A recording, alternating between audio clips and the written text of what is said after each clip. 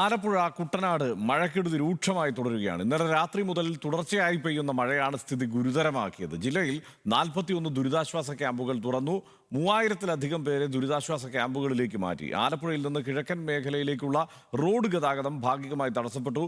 മങ്കൊമ്പിൽ പലയിടത്തും മടവീഴ്ചയുണ്ടായി. വിശദാംശങ്ങളുമായി അമൽ സുരേന്ദ്രൻ ചേരുന്നുണ്ട്. അമൽ, പൊതുവെ മഴ കുറയുന്നു എന്നൊക്കെ പറയുമ്പോഴും കുട്ടനാടിന്റെ പ്രശ്നങ്ങൾ അവസാനിച്ചിട്ടില്ല. കുട്ടനാട് ഇപ്പോഴും വെള്ളത്തിലാണല്ലേ?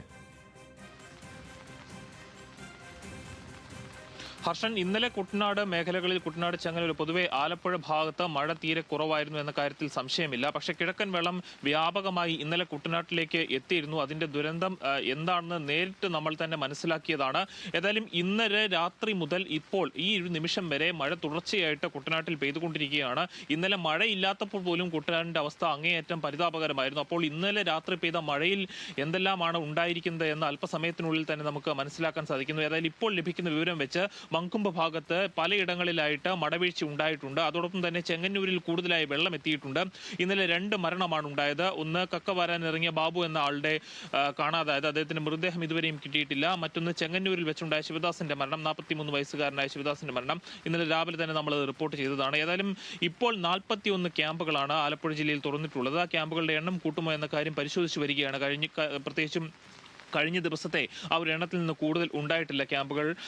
പക്ഷേ നിലവിലുള്ള ക്യാമ്പുകളിലേക്ക് തന്നെ കൂടുതലായിട്ടുള്ള ആളുകൾ എത്തിയിരിക്കുന്നു. 3000-ലധികം ആളുകൾ എത്തിയിരിക്കുന്നു. ഇന്നലെ അത് 2300-നടുത്തായിരുന്നു ഉണ്ടായിരുന്നതെങ്കിൽ ഇന്ന് രാവിലെയാകുമ്പോൾ അത് 3000-ലധികം ആളുകൾ ഈ ക്യാമ്പുകളിലേക്ക് എത്തുന്ന ഒരു സ്ഥിതി ഉണ്ടായിട്ടുണ്ട്. അതോടൊപ്പം തന്നെ തോട്ടപ്പള്ളി അടക്കമുള്ള ഭാഗങ്ങളിൽ ഇപ്പോൾ ഉള്ളത് 100 മീറ്ററിൽ താഴെയാണ് പൊഴി മുറിഞ്ഞിട്ടുള്ളത്. അത് തനിയെ മുറിഞ്ഞു പോയ പൊഴിയാണ്. അതുകൂടാതെ 300 മീറ്ററെങ്കിലും അത് ആ പൊഴി പൊളിച്ച് വിട്ടാൽ മാത്രമേ ഈ വെള്ളം കൂടുതലായി ഇറങ്ങുന്ന ഒരു സാഹചര്യം ഉണ്ടാവുകയുള്ളൂ. ആദ്യം തന്നെ നമ്മൾ പറഞ്ഞതായിരുന്നു, ഇത്തരത്തിൽ തോട്ടപ്പള്ളി സ്പിൽവേയിലൂടെ ഈ വെള്ളം സുഗമമായി ഒഴുകിപ്പോകുന്ന ഒരു സ്ഥിതി, അതിന്റെ നേർക്കാഴ്ച തന്നെ നമ്മൾ പ്രേക്ഷകർക്ക് മുമ്പിൽ പകർത്തി കാണിച്ചതായിരുന്നു. പക്ഷേ ഇപ്പോൾ ഈ വേലി ഏറ്റം ഉള്ള സാഹചര്യങ്ങളിൽ പോലും ഈ വെള്ളം കയറുന്ന ഒരു വെള്ളം കൃത്യമായി പോകാത്ത ഒരു സ്ഥിതിയാണ് ഉണ്ടായിരുന്നത്.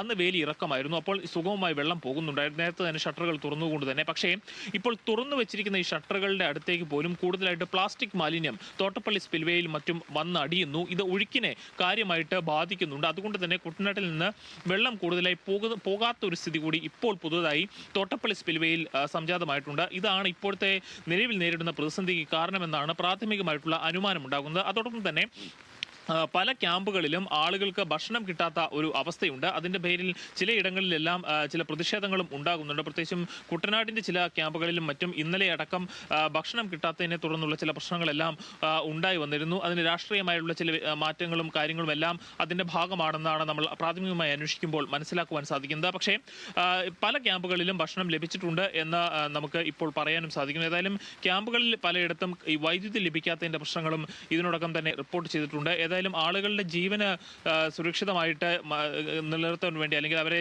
ജീവൻ രക്ഷിക്കുവാൻ വേണ്ടിയിട്ട് ക്യാമ്പുകളിലേക്ക് മാറണമെന്നാണ് പലരും ആവശ്യപ്പെടുന്നത്. കുട്ടനാട്ടിലെ ജനങ്ങളെ സംബന്ധിച്ചിടത്തോളം വെള്ളപ്പൊക്കം എന്നത് അവർക്കൊരു പുതിയ കാര്യമല്ല. അതുകൊണ്ട് തന്നെ ഈ ചെറിയൊരു വെള്ളപ്പൊക്കം ഉണ്ടായാലും വീട്ടിൽ തന്നെ തുടരാം എന്നൊരു തീരുമാനമെടുത്ത് അവിടെ തന്നെ തുടരുന്ന ആളുകൾ കൂടുതലാണ്. പക്ഷേ ഈ ഒരു വെള്ളപ്പൊക്കം അത് 2018-നേക്കാൾ രൂക്ഷമായ രീതിയിലാണ് കുട്ടനാട്ടിനെ ബാധിക്കുന്നത് എന്നാണ് പല വിലയിരുത്തലുകളും ഉണ്ടാകുന്നത്. അങ്ങനെ വരുന്ന സാഹചര്യത്തിൽ ഈ വീടുകളിൽ തന്നെ തുടരുക എന്ന തീരുമാനത്തിൽ നിന്ന് നാട്ടുകാർ മാറണമെന്നും ക്യാമ്പുകളിലേക്കോ മറ്റു ബന്ധു വീടുകളിലേക്കോ മാറുന്ന സ്ഥിതി ഉണ്ടാകണമെന്നുമാണ് അധികാരികൾ ആവശ്യപ്പെടുന്നത്. പ്രത്യേകിച്ചും വെളിയനാട്, മുട്ടാറ് പോലുള്ള പഞ്ചായത്തുകൾ പൂർണ്ണമായും ഒറ്റപ്പെട്ടിരിക്കുകയാണ്. ഒരു ദ്വീപ് പോലെ ഒറ്റപ്പെടുന്ന സാഹചര്യമാണുള്ളത്. ഈ കൈനകരിയാണ് പലപ്പോഴും കായലാൽ ചുറ്റപ്പെട്ട ഒരു സ്ഥലമായി ദ്വീപായി നമ്മൾ ആലപ്പുഴ ജില്ലയിൽ നിന്ന് എടുത്തു കാണിക്കാറുള്ളത് എങ്കിൽ തന്നെയും ഇപ്പോൾ ഈ മഴയുടെ രൂക്ഷത മൂലം പല പഞ്ചായത്തുകളും ഇത്തരത്തിൽ ഒരു ദ്വീപ് പോലെ ഒറ്റപ്പെട്ട് കിടക്കുകയാണ്. അങ്ങോട്ട് എത്തിപ്പെടുകയാണെങ്കിൽ തന്നെ മണിക്കൂറുകൾ യാത്ര ചെയ്താൽ മാത്രമേ എത്താൻ സാധിക്കുകയുള്ളൂ. റോഡ് ഗതാഗതം പൂർണ്ണമായും തകർന്നിരിക്കുകയാണ്.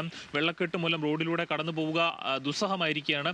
അപ്പോൾ ഈ പുഴയിലൂടെ പോകാൻ കഴിയുള്ളൂ. പുഴയിലെ ഒഴുക്ക് രൂക്ഷമാണ്. അതിന്റെ രൂക്ഷത ഇന്നലെ തന്നെ നമ്മളടക്കം അനുഭവിക്കുന്ന ഒരു സ്ഥിതി ഉണ്ടായതാണ്. ഏതായാലും ഇപ്പോൾ ഈ വീടുകളിൽ ഇനി തുടരുന്നവർ എങ്കിലും കൂടുതൽ റിസ്ക് എടുക്കാതെ ദുരിതാശ്വാസ ക്യാമ്പുകളിലേക്കോ ബന്ധുക്കളുടെ വീടുകളിലേക്കോ മാറേണ്ടതാണെന്നാണ് അധികാരികൾ പറയുന്നത്. ഹർഷൻ.